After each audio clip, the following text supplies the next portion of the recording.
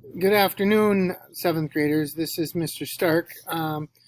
I'm taking a look at some of the back of the graph that I gave you in class today, and just kind of wanted to show you what it should look like. So today we broke up the back of our graph paper into 16 different pieces or 16 different boxes.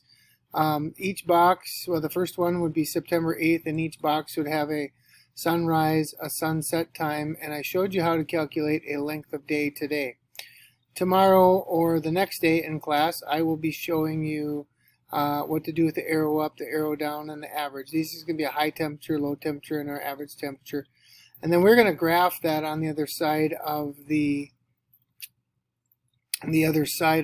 this piece of paper that has the graph on the temperatures and the dates, the month stuff on it.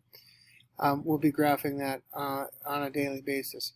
But basically, from the Freshwater Society calendar, you would record the sunrise time here, the sunset time here, and then maybe on a piece of scratch paper, you would calculate the length of time or the photoperiod of the day, the length of daylight for the day, and record that here.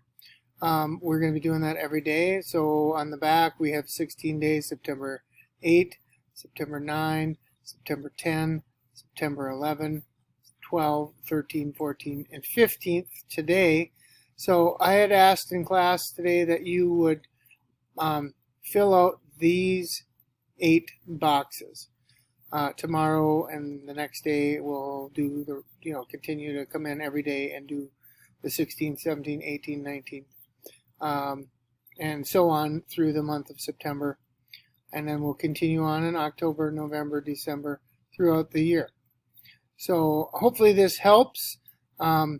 Just measurement wise, if you were still trying to figure out the measurements here, this is about 1 3/8 inches here, and this is approximately 2 inches here.